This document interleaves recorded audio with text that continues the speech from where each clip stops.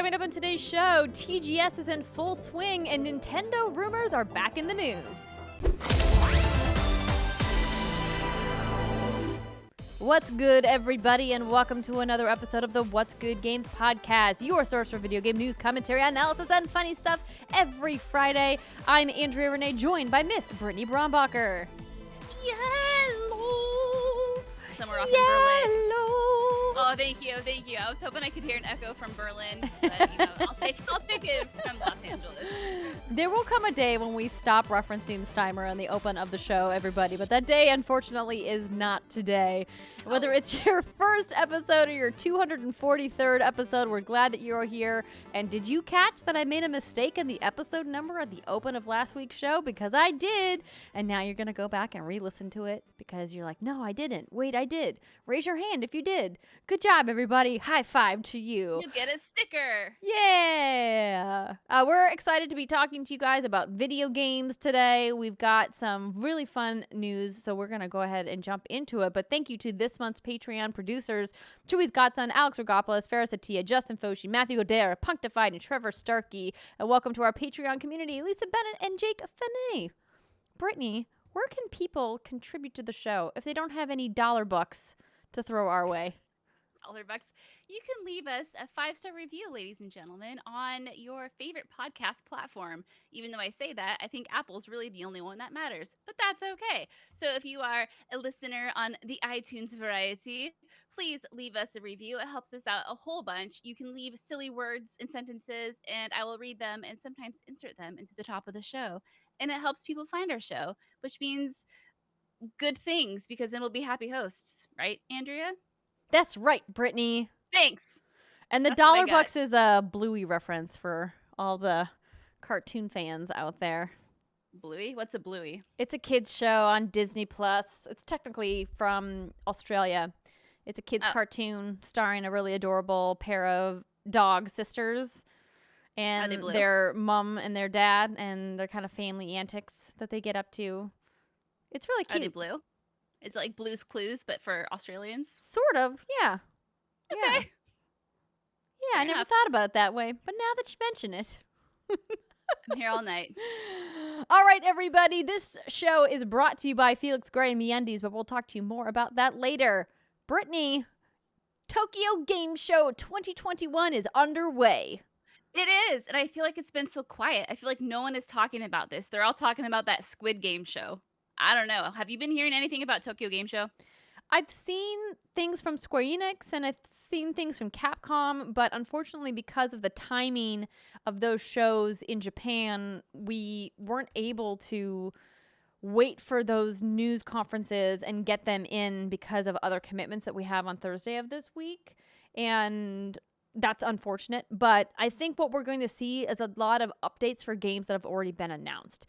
Now, that's not to say that there isn't rumors swirling that Capcom, allegedly, the biggest air quotes ever, might reveal the true Resident Evil 4 remake. So there's been some whispers. I don't know if you've been following the Resident Evil Twitter account, Brittany. The Resident Evil Twitter right now is just a hot mess, baby girl. It's all over the fucking place. We were also excited for this TGS showcase they're having. They've been teasing it for some time. And then after the announcement of the latest Monster Hunter Rise Sunbreak, I think is what it's called. That's the expansion, yep. Yeah. Their showcase changed from like Capcom show or whatever to Capcom Monster Hunter Spotlight. And it looks like now it's just a big old Monster Hunter extravaganza, which is fantastic if that's your thing. I'm very happy for you. I'm silently weeping on the inside though. But yeah, like Twitter, Resident Evil Twitter right now. So there's all this shit swirling. Obviously, the true Resident Evil 4 remake is a hot rumor that's been going around for a while. But then the other biggest bullshit rumor of them all, Andrea, is it's called Resident Evil 3 Nemesis Edition. And what everyone thinks this is going to be is it's going to be the air quotes here, true version of Resident Evil 3 remake, featuring cut places from the remake, like the clock tower, the dead factory, etc. And folks think that Capcom for the past year and a half have been working on these locations, and they're going to release this game with all of this new content up-res for PS5 and Xbox Series X and S. And I'm like, friends, I love you, but there is not a snowball's chance in hell that this is happening. You have about the same chance of this happening as Andrea would survive in Raccoon City. And Andrea, I love you, baby girl. I'm sorry to throw you under the bus, Look, but that was the first thing that came to mind. it's totally fine. Like, I am the first one to say that I would probably be turned into a zombie in the first wave. I would have no chance. That's okay. Cool. We'll hang out then. You can be my bait. But yeah, so other shit, obviously like Square Enix is going to be there. And like you said, they've talked about what they're going to have there. They're going to have some ActRaiser. They have their new stuff on there, like Voice of Cards, the Isle Dragon Roar.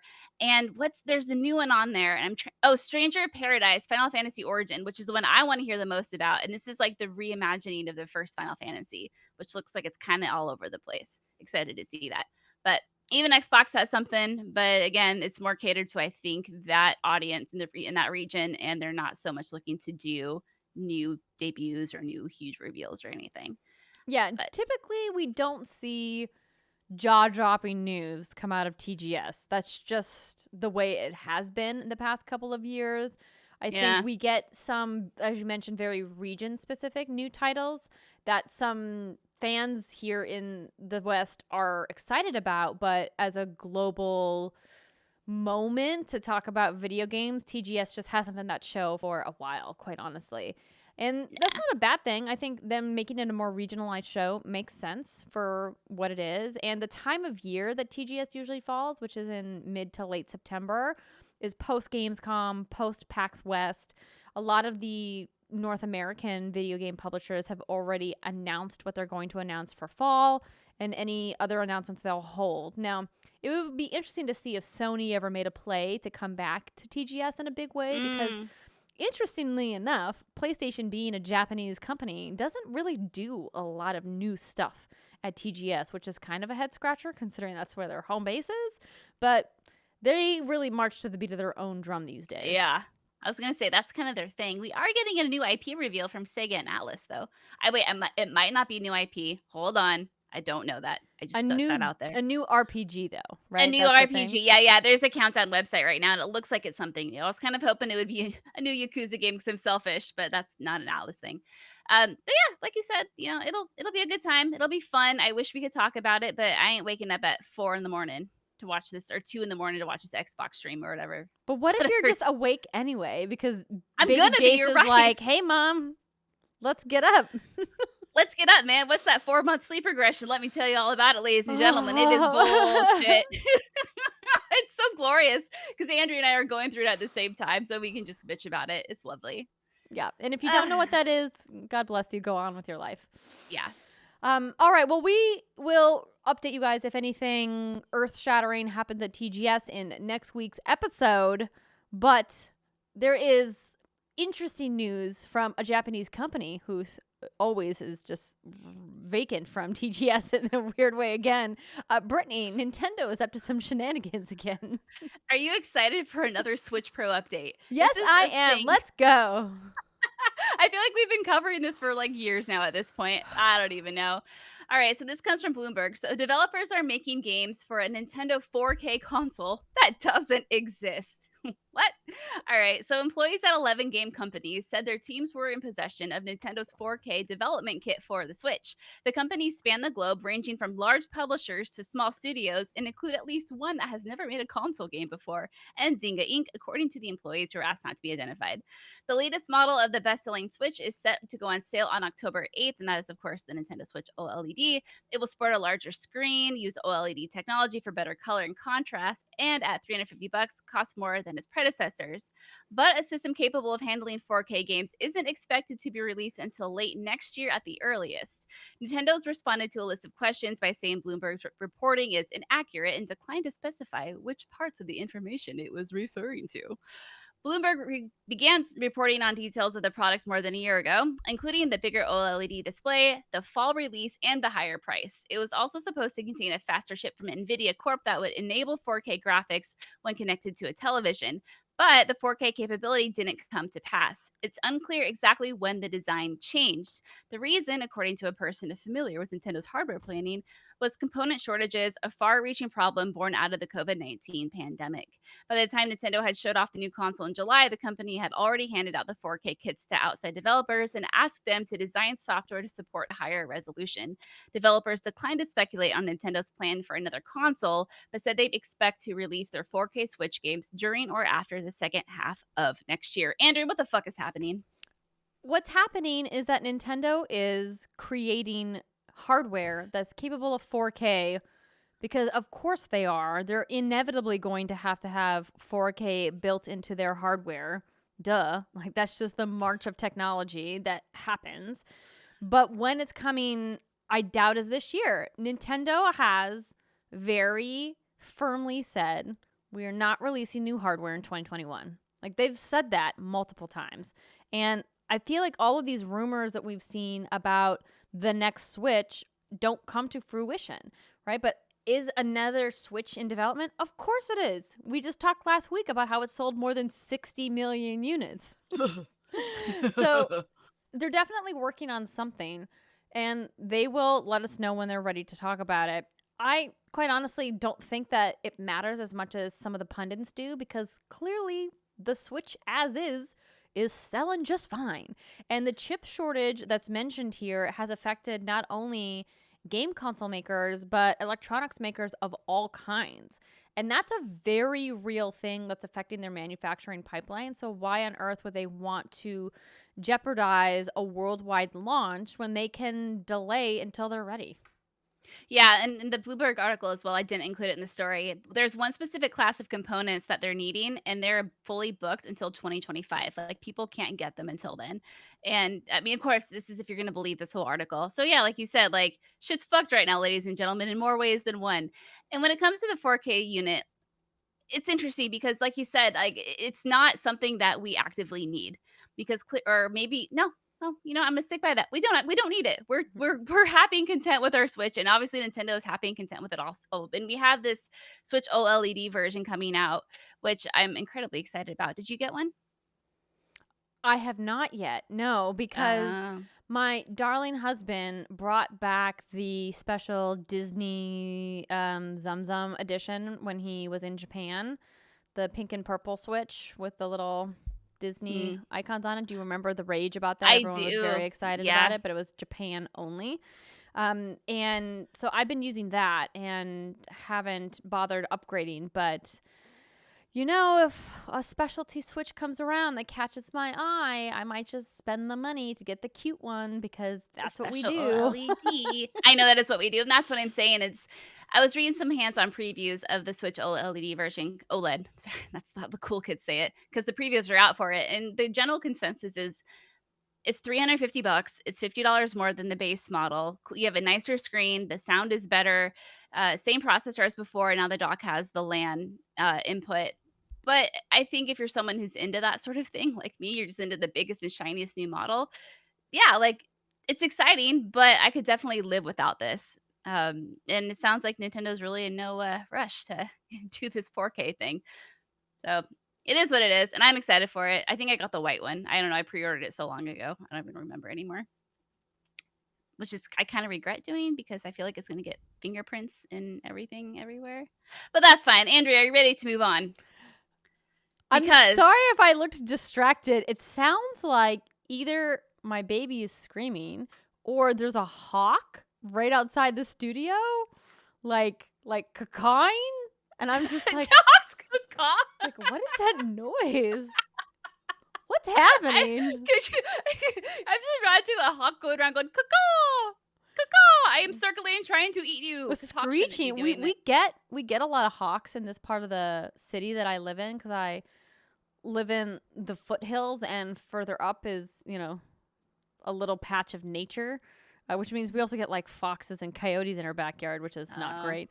But I was just hearing it. I was just like, what's happening? No, it's funny. Side story, everybody. My neighbor. There we go. Sit down. My neighbor has a chicken coop, which is a thing that people are doing because it's like popular, I guess, now to like have chickens in urban environments. Why? I don't know. And they decided to get a rooster. You may have seen me tweet about the fact that I'm annoyed at said rooster. And they came to our house the other week and they were like, so our rooster got out of the pen because they let them free roam for a little bit during the day, and they're like, we saw feathers on your side of the fence. Could we check to see if our rooster's in your yard? And I was like, if you saw feathers, that bitch got ate. I told them, I was like, there are coyotes in our yard like every week. If you let your chickens free roam, they're goners. This is now a search and rescue mission, but I don't think there's going to be any rescuing for that poor rooster. So maybe that's what's happening. Maybe a hawk is just going after its own kind. It's like, I'm so hungry. I'm going to go eat this chicken. Dude, hawks are assholes. I'm just going to call it. I have this super peaceful, like serene bird feeder that I have right outside my window where I'm feeding my kid. I like to look out there and like gaze upon the little like chickadees and robins and all the cute little like goldfinches. A fucking hawk one day swooped down from like the fucking heavens and just snatched up one of my robins. And all I saw was this poof of feathers. It was the most fucked up thing ever because I was trying to enjoy this peaceful moment feeding my kid. And then all of a sudden I hear this like, bam, poof of feathers everywhere because they slammed into the window. Anyway, this is now the What's Good Hawks podcast. Thank you for subscribing. But Andrea, I have to tell you, this next story is bananas. Yes, I love it.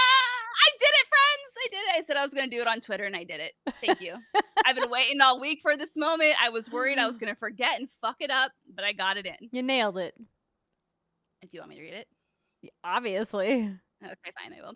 Super Nintendo World Donkey Kong expansion will make the theme park 70% bigger. Oh, girl, I got something for you that'll make your theme park 70% bigger. Hey-oh. We're 12, in case you forgot. We are.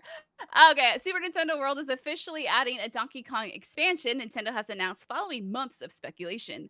But now we have a bunch of new details straight from Nintendo, including the planned 2024 launch. Quote, I am very happy to be able to make the world of Donkey Kong a reality following the world of Mario, said Nintendo Shigeru Miyamoto in a statement. I'm looking forward to creating a thrilling Donkey Kong experience with the amazing team at Universal. It will take some time until it is completed, but it will be a unique area for not only people who are familiar with Donkey Kong games, but for all guests. Nintendo says Donkey Kong Theme Park, which will expand Universal Studios Japan's Super Nintendo World by 70%, will include its own themed roller coaster, merchandise, food, and interactive experiences. As you might expect, the space will resemble a lush jungle environment with Donkey Kong and Co. appearing throughout. This place better have the best chocolate dipped bananas, or I'll be so disappointed. Oh, yes. I love it. Girl. Yeah, they better. How can you not have a bunch of kinds of banana snacks? Banana chips, banana daiquiris, bananas with sprinkles on it, fried plantains. Let's go. Bring it all. Let's go. I just want to go here so bad. I just want to go to Super Nintendo World so bad. But I just want to go anywhere. But Super Nintendo World sounds like a really fun place to go if we're going to go somewhere. And I know it's coming to Orlando, but not until like 2025 because of delays and shit. Yep. By that time, I'm going to be 90 years old. Probably not going to like video games anymore. What are you, like, reverse Benjamin Button? What's happening? I got that reference. I usually don't get movie references, but I got that one. But no, it looks really cute. There's a few, I don't know if it was years ago or maybe or whatever, there was some leaked models of Super Nintendo World, and alongside that was a leaked model of the Donkey Kong World as well. And so the leaked models for the Super Nintendo World accurately represent what the current park looks like. So, there's a chance that this Donkey Kong model is accurate. It looks really cool. It looks like something straight out of Indiana Jones. You have the fallen like funky plane, you have a golden temple with a big monkey on it and a huge waterfall, and it turns into a river, and there's like a lake and little like huts and tiki things. I don't know. It looks really fun. This sounds amazing. I'm trying to find some photos of it. I'll see if I found it somewhere, and then maybe it was on a Games Radar article that I will pull up. But yeah, I mean, God, I just, like you said, I would go anywhere right now. Hell, I would I don't know. I would go anywhere. But this would be amazing. And I can practice my Japanese, Andrea, and I can like be a little, I mean, you've been there, actually. I have never been there. So I guess you would be the tour guide. Yeah, I could show you like 3 spots that I went to. Cool. Tokyo is massive. I didn't have nearly enough time there to fully explore that wonderful, amazing city. I would love to go back. And I think that, one day we could do a special What's Good Games from Tokyo. Dude, yes. I would love that. Poor Steimer. That was always her like her ultimate goal, I have a remember? feeling she'll come out of retirement if we do a show in Tokyo. Just a Yeah. hunch. Just a hunch. Yes, exactly. All right. Well, let's talk about a couple of other quick hit news items that happened over the last week. So, even though I'd mentioned that there could be rumors about Resident Evil 4 Remake proper happening at TGS, which is, again, just rumors, the actual Resident Evil 4 port for virtual reality has a release date of October 21st, 2021. And of course, we saw this at the Resident Evil Showcase, and then we've gotten updates since then. It looked really cool. And based off what we've seen for Resident Evil 7 in VR, I'm confident that this is going to be a good iteration. Brittany, are you planning to play? I want to, but it's an Oculus Quest 2 exclusive. I do not have an Oculus Quest 2, and there's that kind of thing of like you have to have the Facebook account to play, but maybe I create like a burner account, who could say. But previews for this have come out and they're really positive, really good. So I really want it. I really, really want Well, it. we've got an Oculus Quest 2 down here in the What's Good Games studio. Well, Guess that we're sounds going to like have to plan a trip. I was gonna say, or you could play it and I could watch you and be incredibly entertained. Oh, why? Why would we do that, though? I wouldn't wait. For content, for hashtag content. That's why we would Content. do it, everybody. Exactly. Marvel's Avengers came to Xbox Game Pass on September 30th, if you missed it. So if you've been waiting to check out Marvel's Avengers because you were like, meh, I don't know if I want to spend my money on this. If you have Xbox Game Pass, now you don't have to spend a dime. So you guys can check that out. It looks like we have a question here from DK2112 who says, is Avengers coming to Game Pass a sign that it's struggling with player retention, or do you think it's more of an Xbox desire to increase subscribers for Game Pass? I feel the first, but would love to know your thoughts. Oh, it's definitely because they didn't hit their numbers, would be my guess. And Marvel is like, yo, we didn't hit our numbers, and this is an Avengers game. What are we going to do to increase our numbers? Boom, Xbox Game Pass. I doubt someone would buy Xbox Game Pass just to play Avengers, but clearly there's a lot of value in Xbox Game Pass outside of just this one game. And I think that it being in Game Pass is great. The more multiplayer games like this that are from third party, I think really helps make that value proposition an easy one, especially with Halo on the horizon. So if they can get you into Game Pass now, maybe you'll keep it for the end of the year. Who knows? I feel like Game Pass is the dude in the trench coat who's like opening his trench coat slowly, and he's like, "Hey, I gotta do it for you." And everyone's like, "All right, let's go." Xbox Game Pass is Mr. Steal Your Girl. I'm convinced. Just snapping up every IP around here. I mean, Kind of. Microsoft has a lot of money. Yeah. Spoilers. There's a lot of money to go around. It was interesting. I saw this Twitter thread with some people who were clearly not in the know about how these video game deals are done. That was like, I don't understand why there's this mentality of gamers always wanting games for free. Developers need to get paid for their art. And I was like, do you think that games in Game Pass aren't paid for by somebody? That Microsoft is just getting freebies from all these developers? So now the person in the trench coat is like, they open their trench coat and there's a very, very long knife in there. And they're like, yo, motherfuckers, put your fucking games on my platform or I'm going to shank your ass. That's how it goes. God damn. Yeah. I was like, no, dog. Microsoft pays for all No. of that. Like, those developers are getting paid. Don't worry about them. They'll be okay. They wouldn't be in Game Pass if they weren't making money off of it. Yeah. It's going to be okay. That was a really nice way of saying two stupid people were having a conversation on Twitter. Good job. Appreciate you growing. Sadly, it was more than just two people. Oh, well, not surprising. Amazon has a brand new MMO out. You guys may have heard of it. It's called New World, and it's apparently super popular. It is now the 5th highest all-time concurrent record holder on Steam. Over 500,000 concurrent users.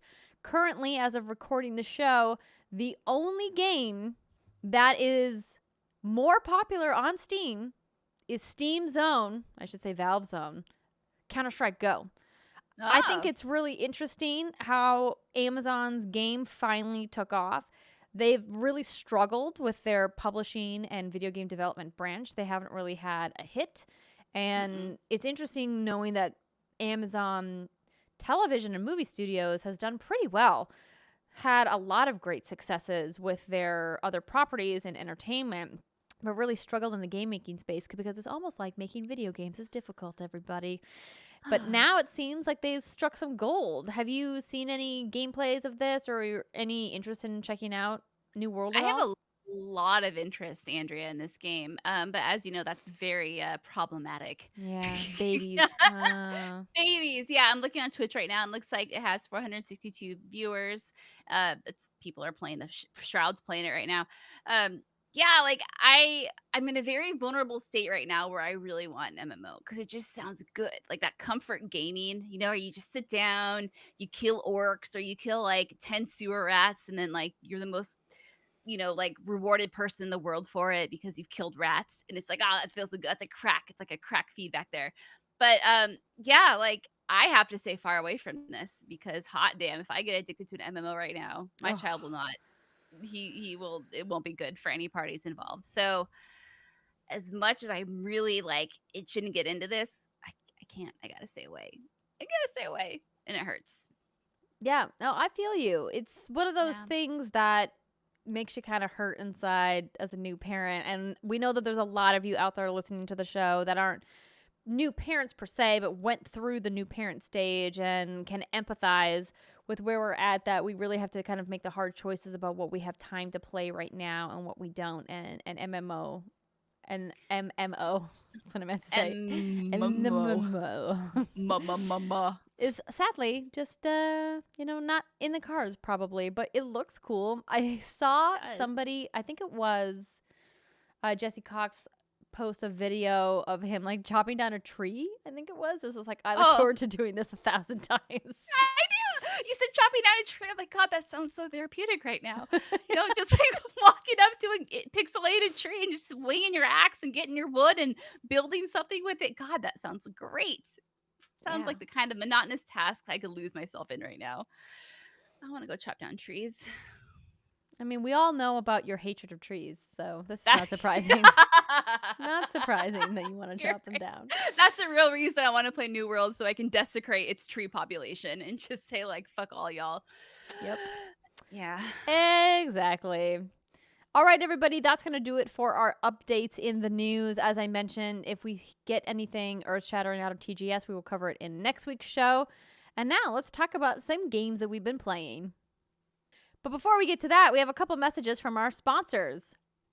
This episode of What's Good Games is brought to you by Felix Gray. Let's talk about blue light glasses and the ones that started it all. 5 years ago, Felix Gray realized our eyes weren't meant to look at screens all day and designed glasses to make daily screen time more comfortable and the workday more productive. Now more than ever, Americans are spending more time on computers, phones, tablets, gaming devices, and so many other sources of blue light.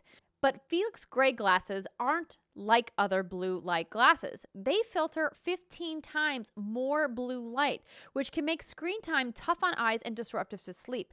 I've talked to you guys before about how bad blue light is, and it comes from so many more sources than you maybe thought. Did you know that your Kindle can be giving you blue light? Even your LED lights can be giving off blue light, and it can lead to a whole host of terrible symptoms like sore, tired, burning, itching, watery eyes, a sore neck, shoulder, and back, headaches, migraines, difficulty concentrating, inability to focus, not to mention poor sleep and fatigue. None of that sounds fun. So if you guys want to avoid all of those symptoms, then you have to go check out felixgrayglasses.com/games. They have non-prescription and prescription lenses available, and they're made from acetate and hand-finished for a durable, lightweight, and really comfortable pair of glasses.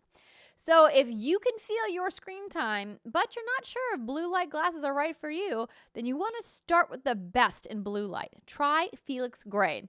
With their 30-day money-back guarantee, there's nothing to lose but eye strain. Get yourself a pair of glasses made for the 21st century and designed for modern, hardworking eyes. Kick your eye strain to the curb by going to felixgrayglasses.com/games for the best blue light glasses on the market. That's FELIXGRAY glasses.com/games. This episode of What's Good Games is also brought to you by Undies. Are you afraid of glow in the dark? Well, shield your eyes because the new Undies Halloween just dropped. Dead. If there's one collection you don't want to ghost, it's this one. With 5 new prints to turn up the terror, you should summon them before it's too late. Whether you're outrunning a killer or being abducted by aliens this Halloween, be comforted by the fact that your undies are sustainable and the softest in town. MeUndies are made from natural fibers sourced from beechwood trees, making their micromodal fabric soft, breathable, and dangerously cozy. Get your spooky season up and haunting with 5 new prints: I See You, My Boo, Tricks and Treats, Lazy Bones, and Lazy Pumpkin. Available in undies, bralettes, socks, and loungewear in sizes extra small through 4XL, there are a lot of options to consider. But make a decision quickly because there's somebody right behind you. God, I had too much fun reading that. So I have recently gotten my husband on the MeUndies train. He, like a lot of folks, and sometimes, he hasn't updated his Boxster collection in a very long time. And I'm like, bro, I love you, but like the waistbands are falling off. And like, what the hell are you doing? And so I was like, trust me, you have to get these MeUndies. And now he is addicted and he has 2 new pairs coming in every month. And he's not like a flashy dude, but he gets such a kick out of picking out like fun new materials. He got one with sharks on them recently, one with like travel signs on them. So he's having a great time, and I'm sure his tushy is too. So MeUndies has a great offer for our listeners. For any first-time purchasers, you get 15% off free shipping. MeUndies also has a promise. If you're not satisfied with any product for any reason, you can return your order for a full refund within 45 days. To get 15% off of your first order, free shipping, and a 100% satisfaction guarantee, go to MeUndies.com/WGG. That's MeUndies.com/WGG. They're comfortable, those MeUndies. They are. All right, Brittany. Yes, let's talk about Diablo II Resurrected. I saw over on your Blonde Nerd channel you did an unboxing. I did, yeah. The fine folks at Diablo, and you got one too. They sent over some really fun little care packages that featured, this Diablo hot sauce for one. It's actually an extract, is what they call it. Have you tried it yet? Hell no. Do you want to try it? I do, yeah. We could try it together. Like right now? Yeah, like right now. Okay. You know where yours is? I know exactly where it is. Okay. I don't know why I asked you that. Of course you do. What the fuck? It just means I have to go get it. I know. But if you want to do it, we could do it. We could do it. I'm a little scared to do it, and then we can talk about Diablo after we take the hit. Okay, that sounds kind of fun. Okay, let me grab it. Let me grab it. Okay. Oh, I'm so scared. Oh, I'm so scared. If this is a life-threatening situation, please dial emergency services directly from your phone. Oh, no. Oh, okay. I don't know if y'all could hear that. But I have an Alexa Dot in here, and she's like, if this is a life-threatening emergency, I don't know who I'm talking to right now. I don't know who the fuck I'm talking to right now. I am so sleep deprived. So I found the hot sauce, and I don't know but the mic picked it up. I was saying out loud, like, I'm so scared. And Alexa, my Echo Dot, pops in. She goes, if this is a life-threatening emergency, please call blah, blah, blah, blah, blah. Oh, no. I was like, oh, shit. She actually thought that you were like actually in scared, a dire way. Yeah. Well, she did. She's got my back, that bitch. That's Appreciate nice. It. All right. So everybody who is listening and not watching at youtube.com/whatsgoodgames, Brittany and I were gifted hot sauce from Blizzard for the Diablo II Resurrected launch. It's called Portal to Hell hot sauce. On the front, it says, use extreme caution. The ingredients are aged red peppers, vinegar, chili extract, I say salt, and xanthan gum. So it says, warning, hot pepper extracts are meant to do nothing but add an immense amount of pain to your life. These are not hot sauces. They are food additives and are not meant to be used in large quantities. Take caution when adding to food. It is very easy to make something far too hot with these products. So it's interesting that they say that, but it literally says hot sauce I know. on the front. And then over on the side where it says extremely hot, Use 1 drop at a time. 1 drop at a time. Yeah. Yeah, I think if it said hot extract or hot, I'd be like, what the fuck is that? But hot sauce speaks to me, but you can really fuck yourselves up. I saw photos of people who were eating this and they globbed it all over because they didn't read. They didn't read. Oh, All right, really? Oh, yeah. So I brought a glass of milk just in case. Oh, so you're fucking smart. Just in case this. I got Listen, nothing. I am a survivor of hot pepper gaming. Oh, I know. But I brought a spoon. How are you planning to taste it? I was just going to dab it on my finger and just have my finger in my mouth. Okay. Maybe I'll do it on the finger because my nail finally broke off. Oh, okay. Yeah, just be sure Oh. not to touch your face or anything with that finger then. Oh, you know what? Thanks, Andrea. I probably wouldn't. I'm doing that. All right. You sure you don't want to go get a spoon or something? No, you know what? I'm gonna figure this out. I'm gonna put it like I'm going to make you go wash your hands immediately afterwards because I don't want you touching your baby with that hand either. That God sounds damn like it. a terrible night for both of you. All right. You know what? You're right. God damn it. Stop your fucking logic bombing me. I'll be right Go back. get a spoon, yeah. I actually had a fork right outside my office for undisclosed reasons, so that works out. Amazing. Okay. Okay, so it says 1 drop at a time. So Yeah. I'm just going to pour just a tiny bit. Just like a little A little glob. glob to start and that's see too how much of a this glob. goes. Okay. I'm just gonna okay. Are you ready to die? This can't possibly be that bad. I know, but I'm nervous. I've eaten Okay. like a raw habanero. I'm prepared. We All can right. do this. Okay. Cheers. Cheers. Whoa. Oh boy. Oh, shit. Oh boy. That's coming oh, fast God. and furious. Oh, Whoa. God.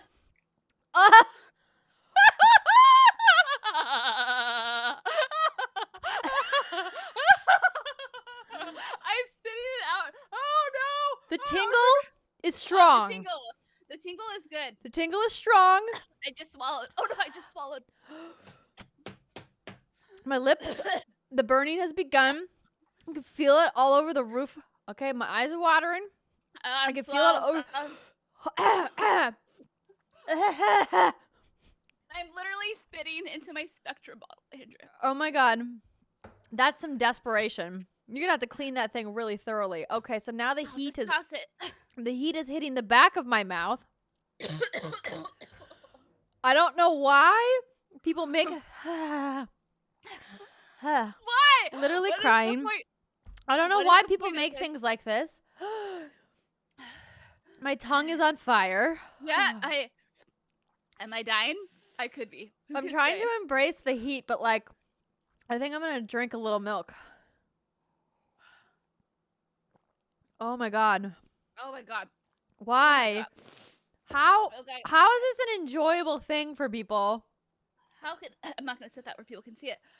Oh God. If you need to go get some kind of dairy product, I don't blame you. Yeah. Uh-huh. Hold on, let's see if I have Oh my goodness. Okay, so when they Hold on. say aged red peppers, Could I have a glass of milk? Are you okay? I have help. Okay, just a minute. I feel like I can feel it in my teeth. It's in my mouth and all over my body. Oh my God. It's now going down my throat. The burning sensation. It's all in my mouth. Oh, Okay. the Diablo milk 2. provides respite for mere seconds. I'll take it. It's like a second or 2 seconds of respite, and then the burning is back. Okay. And So- we're talking the drop I put on this spoon Oh. for everybody listening is probably like barely pea-sized. Like Yeah. barely pea-sized. Ugh. It's like Okay. smoky heat too. Ugh. Okay. So, Oh. God, there's just drool everywhere. And Is you it and mine or I my are kid? fans of hot things, and this is just hot to be asshole hot.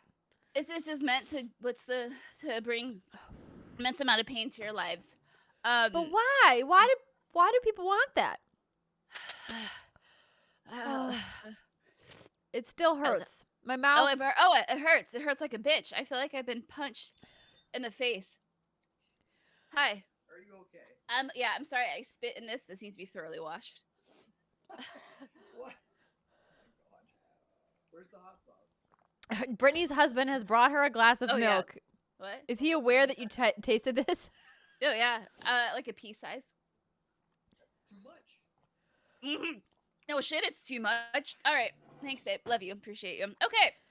Yeah, so Are when we they ready? say 1 drop at a time, I'm guessing it's like 1 drop that you mix into like a bowl of soup or something. I don't know. No, not us. We just take it straight. Wait, so people actually like shook this like it was like Frank's Red Hot on shit? Mm-hmm. All right. Well, shall we get this going? Yep, let's do All right. this. Here we go, So- everybody. So again, this was sent by folks at Blizzard and Diablo. Thank you very much for this review copy.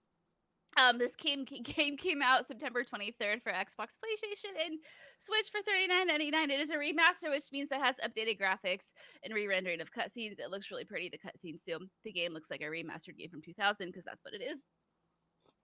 It features cross progression and it features online play, which is really fun, but only if you're in the same family of consoles. Okay, cool. Got all that out of the way. I'm having a really good time playing this.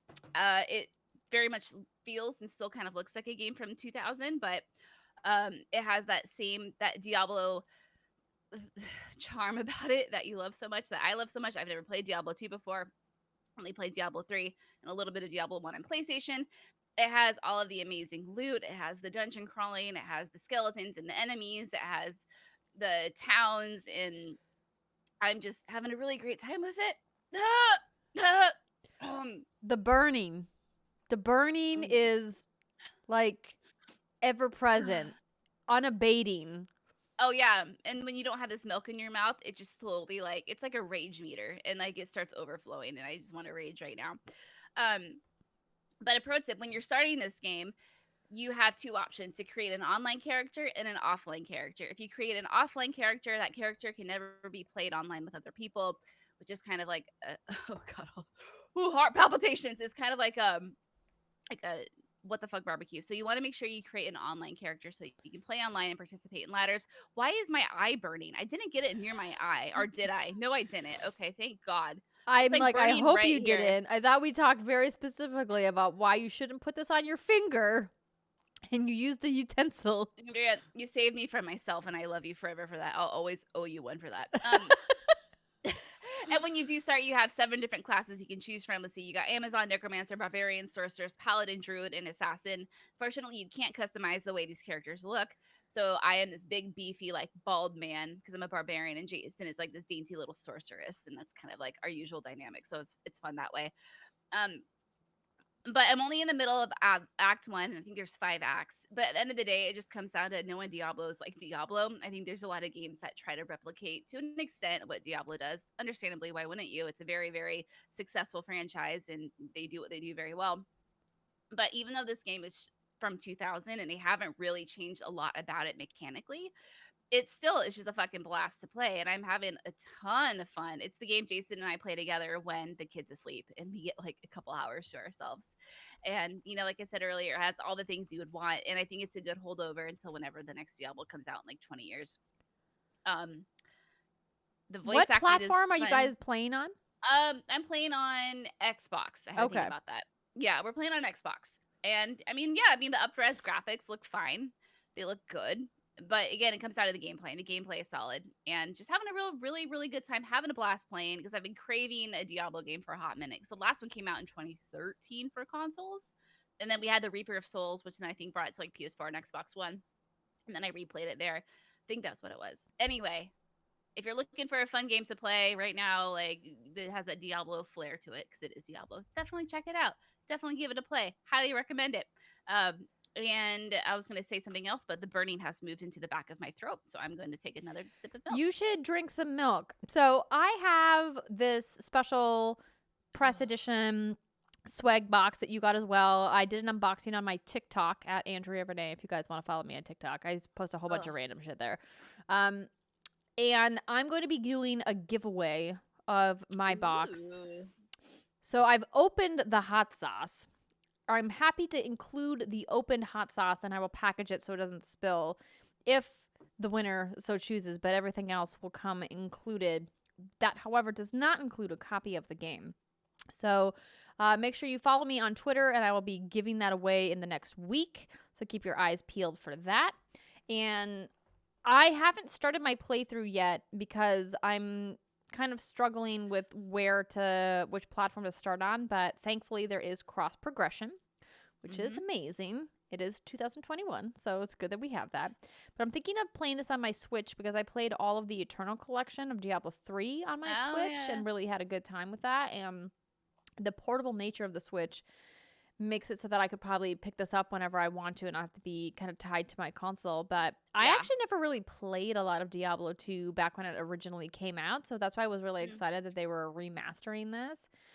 But I think, like a lot of people, I'm more interested in Diablo 4 than I am in Diablo 2 Resurrected. And I think that it's great that they did it, and it will tide people over because it sounds like we're probably not going to be going to Diablo 4 for a while. So sad. But yeah, I think you're totally right. And so, yeah, like I said, it scratches that itch. It's just a really good time. And that's all I have to say about that at this very moment in my life because of their hot sauce that they sent me. Yes, hot sauce. So I have been playing a couple different things. As I had mentioned on the show previously, I was playing Life is Strange True Colors, and I finished that game, and I would love to do a spoiler cast at some point once you get a chance to play it in the future, because they released all of it at once, which is great. So before, we kind of had to wait for chapters to come out, and now all of the chapters are in one game. So just some thoughts, some spoiler-free thoughts, of course. The game looks beautiful, by far the best animation of all of the Life is Strange games. This one was made by Deck 9. Don't Nod, of course, is the creator of the Life is Strange franchise, but Deck 9 did Life is Strange Before the Storm, which I really liked and thought they did a really great job with. So the lead character of this game is called... sorry for stumbling. There's just Alex? music playing in my recording. Oh, great! There's just something in my ear. My apologies, everybody. So the lead character is a girl named Alex Chen, and you kind of learn about her backstory, kind of bouncing around the foster home, and she moves to this town of Haven to meet up with her brother Gabe, and the story kind of picks up from there. So much like a lot of Life is Strange games, you're going to get the walking simulator aspect where you kind of just explore your environment, you pick up objects, they get some contextual clues for things that are happening to things that were in the past, and it's a really relaxing game, which is why I was drawn to it. And the Life is Strange games are known for kind of hitting hot button topics or doing unique narrative twists, and I really enjoy that about this franchise and think that they've done it really well. This time around, they definitely have a little bit of that, but there was never a big, aha, twisty moment that I was expecting from this franchise. There was definitely some things that happened that were shocking, but I think of Life is Strange as a franchise, as a game that makes you make hard decisions all the time. I think of Life is Strange 2 and all of the decisions I had to make across those episodes with the two brothers and how I felt continually stressed out each episode. Like, oh my gosh, I can't believe I have to make this choice. I can't believe they're doing this. What happened to that character? And there was a lot of those moments in previous Life is Strange that I didn't feel like I got this time. I kept waiting for the next big thing to happen. And maybe I'm just to the point where my expectations were mismanaged, because I'm sure there's other people out there that are like, but wait, there were big narrative moments that happened. And obviously I'm not going to talk about what those narrative moments are. And there are, some twists, but I think I was just wanting something a little bit more jarring. It felt like the big narrative decisions that I made in the game didn't feel as impactful this time around, which was a little bit of a bummer. So Alex's life was a little too normal for your taste. You wanted her to have some fucked up shit. I mean, don't get me wrong. She's got some fucked up shit for sure, but her power is different. So it's and she's an empath. So and Okay. she's can feel people's feelings and can take people's emotions from them, and she can essentially like read people's minds through their emotions, which I thought was really interesting. But it's a less practical mechanic than say Max's rewind power was, or Daniel's like kind of like levitation or telekinesis that he had, which were a little bit So I wonder more if like that- physical based.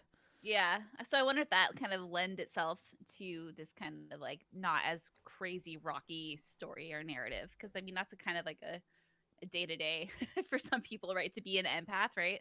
Yeah. And I think that they touched on some really important themes about relationships between children and their parents, about relationships between, friendships that you make and moving to a new place. And obviously they talk about the foster care system and, a couple other topics that I'll kind of leave out to make sure that they're not considered spoilery. But I think that overall, it wasn't as impactful as games that I've seen previously in that franchise. Didn't mean I didn't enjoy my time, and they have a DLC pack, Steph's story. Steph is one of the characters you meet in Haven that I'm interested in, but, I'm not sure where they go from here, like what the next step in the Life is Strange universe is going to look like, if it's going to be like a whole new story, if they're going to try to continue what they started with True Colors and some of the characters here and have a spin-off, or kind of if they're going to circle back to some of the characters we've seen previously in the Life is Strange universe. But so I know the other games always ended on a cliffhanger. They kind of had to, right? Because they were episodic, and they had to keep you hooked. Like, okay, can't wait to play the next episode in like 2 months from now. Do you think that could have had anything to do with it, since they didn't feel compelled to like leave people on a cliffhanger all the time?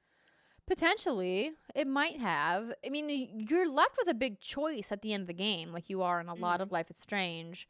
And this one has a pretty big life choice that you have to make. Like it very like the fork is pretty crazy. Like it makes me want to go back and choose the other ending to kind of see what happens, but I also could just watch the videos online.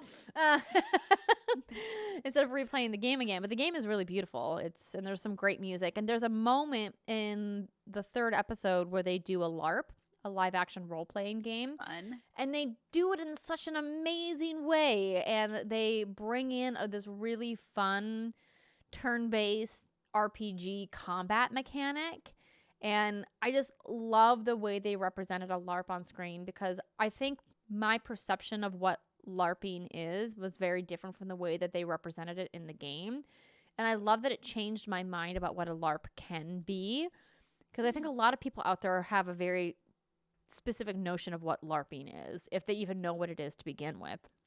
And I think of people in a field dressed up in like armor, waving Right? sticks at each other. Yeah. Exactly. And that's not what this was. This was very much more fantasy adventure based, where they took over different parts of this small town, and a bunch of townspeople were in on it, and they go into different businesses that they had like kind of themed over as stops along the way in this little fantasy world. And the characters like picked up like paper scrolls in the world that like changed their powers and abilities and gave them specials and things like that. And I was like, I've never seen a LARP done that way, and it makes me want to play a LARP, that LARP specifically. Like, I would play that. That seems cool. That's fun. Yeah, so if nothing else, the game is worth playing just to see the way that they do this LARP. I really enjoyed it. I thought they did it really well. But I also have been playing a game on my phone, because I was like, you know what? I need a mobile game that I can play while I'm pumping or feeding the baby or trapped in this chair, instead of just watching TikTok all day, which I'm doing a lot of, let me tell you. So I tweeted the other day about a game coming to Steam called Hometopia. So it's in Steam Fest days, Steam Next days. I don't remember exactly what it's called. And it's a game all about flipping houses and renovating houses, and I was like, this Oh my sounds god. like it's right up my alley. And then Uh-huh. I posted the trailer, and all of these people came to my mentions with, Andrea, how have you not tried House Flipper? So I was like, well, I don't know how I haven't tried this. So I downloaded it on my phone, and it's clear that this game is definitely better on a console or on Steam because it uses the virtual joystick. So you have to hold your Oh. phone horizontally, and then you have your left thumb in the bottom corner with the virtual joystick on the glass, and then you move by using your right thumb. And I just don't like that mechanic in mobile games. It just feels not intuitive. If I'm playing a mobile game, I really just want to play it with a single thumb. I want to hold my phone in one hand and play with my thumb. That's what I want. Yeah. And I don't feel like that's, unrealistic. I could even hold my phone in one hand and play with my pointer finger on my other hand and play that way. But when I have to dual wield on my phone, it's just not the experience I'm looking for in a mobile game. So that kind of turned me off, but I stopped playing kind of right away because they made me do a lot of house cleaning to earn money to buy my first flip. And they're like, go into this room and scrub the floors and clean up the trash. And I'm like, excuse me, do you know how much cleaning I'm doing in my house every day? How many times I do the dishes? How many times I do the laundry? You think I want to play a video game where I have to mop somebody's fucking floor? Get out of here. That's fucked up. I gotta say, that is a pretty fucked up idea. Oh, and I know it's just the intro to the game that they're like, you have to do these jobs to make money, and then you'll have money to buy your first flip, and it kind of is tutorializing it a bit, but I just was like, nope, you No, lost there's me. ways around that. Maybe you got inheritance, or maybe it's the whole Harvest Moon shit where you inherit a farm, and then you go on to bad stuff. You need the Sims God codes. I feel like for that game. Yes, that's Yeah. it. Yeah, I mean, because I think I forget that The Sims has this very robust house building mechanic in it and decorating mechanic in it, but it requires lots and lots of in-game currency, which, you know, takes years to build up, or as you mentioned, a lot of real world dollars. Yeah. So we'll see. I'm still planning to try Hometopia, this other game that I tweeted about, and I'll let you guys know. Maybe I'll do a stream of it. Could be fun. Does HGTV have their own game? So they don't, but they have an expansion pack in House Flipper. Oh. They have their own themed expansion pack. Yeah. I love this for you. I feel know. like this I is the want it to be perfect good for Andrea me game. too. I just don't want to take out someone else's trash. You get this image in my head. It's 4 a.m, and you're feeding Charlie or Pumpy, and you're fucking mopping the floor. Yes. In your phone. Oh, And I'm like, why am I doing this? Well, I hope your home renovation dreams come true in another way, Andrea. I hope. Thank you. Hometopia. Yeah. Godspeed. Because once you find a game that clicks with you, that's it. We're never gonna see her again, friends. That's true. her thing. That's her thing. In another world, she was a home designer or a flipper. What were you in another world? When it comes to HGTV, shticks. Oh my gosh, that's a great question. I feel like I should be prepared to answer this. Probably an interior decorator, because the construction aspect of flipping, I'm not so good at. I can do things like painting and some fun upcycling projects, but when it comes to installing pipes or drywall or tile, things that are guild or skill-based trades, not for me. Never got proper training. Got it. Well, there you go. I did Habitat for Humanity once, though. Oh, yeah? Yeah. It was fun. I installed baseboards. Wow, girl. I got to use a nail gun. Oh, shit. That's a level 1 weapon. Yes, it is. Brittany, you've been spending some more time in Lost Judgment? Oh, yeah. I just can't get enough. I can't get enough, Andrea. I put another 20 or so hours in since I talked to y'all last. Y'all, a Steimer, my third Steimer reference of the episode. I can't help it. And I'm just, again, like, I've made progress maybe in 1 or 2 chapters. I'm I think I'm 2 chapters away from finishing the game, but I'm just milking it. I'm having just a blast doing all the side stuff, doing all the school activities. There's, again, the motorcycle club, there's the dance club, there's skateboarding, there's a casino. I just redeemed DLC, so now I have 3 new girlfriends that I can try to woo over. What happened, Andrea, is I got myself in a little bit of a pickle. So I think the game comes with just like one girlfriend. You just get one, and it consists of you doing some mini games with her, and you build up her affection level, and then eventually there's a confession that comes. And so she called me, right? And she's like, "Hey, I got something good coming your way. Come meet me at the park." I was like, "Okay." And then Yagami said, "Oh, I wonder if this is a confession." And I was like, "Shit, I am not ready to commit." So I went to the Microsoft store, as you do, and you download 3 new girlfriends for your life. And now I'm going to decide which girlfriend I want. So that's like my new thing in Lost Judgment right now, is which girlfriend am I going to woo? Which one am I going to bang? I don't know if there's banging in this game, honestly. So I'm just doing a lot of like side stuff, and I'm just having, again, like, just a really good time. It's very cathartic, and just to go around and do all, like, there's so much content in this game, and there's so many things, from eating all the food at a restaurant, and there's tons of restaurants in this game, to doing all of the mini games, playing the arcade cabinets, taking the dog for a walk for a certain amount of feet or kilometers or miles or whatever metric they use. And it's just perfect to turn on, and then just for 45 minutes, just like play. And you can do anything. It's almost like a sim in some senses, because there's just that much content to do. But I need to wrap it up sooner rather than later, because I'm worried about spoilers since the game is now out. And I know some folks have already been like jonesing to chat with me about what happened. And I have to tell them, if you spoil this game for me, I will rip your head out of your body. I won't do that.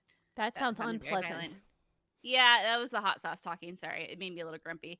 But yeah, I'm an absolute blast. It is just such a good game, and that studio is just so talented. And I'm excited for the day when everyone knows RGG Studio and they associate it with the quality. Because I know it's like, not everyone's into the Yakuza games, not everyone's into Lost Judgment, like, and Judgment in particular. I get they're not for everyone, but the amount of quality that each one of their games consists of is just, you don't see it a lot. And I know it's more of a niche genre, niche games right now, but hopefully the more they release these titles, and they did a simultaneous release, worldwide release for Lost Judgment, which was a first for the studio, and now all the Yakuza games are in Game Pass. I'm hoping that's all really going to help propel them forward and just kind of get their names in front of more people. But off my soapbox, I'm having a really good time. Good. I'm glad. Yeah. And clearly it got Steimer to play, right? Like, she hadn't spent that much time with the Yakuza games, and it being in Game Pass helped her. And it's certainly something I've been intrigued by, but again, where's the time, you know? I mean, and that's the thing, is like, I've already put 50 hours into this game. I probably could put another 20 to 30 in easily. And so what's good about it is I don't have to worry about playing anything else, really, for the time being. That's true. Well, next week, you know what's coming out? What? Far Cry 6. Far Cry 6 is coming out. Oh, fuck, you're right. Well, guess you got to wrap Lost Judgment up this weekend. I gotta try. Yeah, right. All right, everybody. That is going to do it for this episode of What's Good Games. If you are listening to this and you are a patron at patreon.com/whatsgoodgames and you missed our live streams for the month of September, which happened yesterday, then you can watch the archives by checking out the post at patreon.com/whatsgoodgames. And we want to thank everybody for participating in our Patreon. We changed our tiers recently, so if you guys want to learn about our new membership options and ways that you can support our voices in the video game community, one more time with feeling, patreon.com/whatsgoodgames. Until then, we'll see you guys next week. Bye, everybody.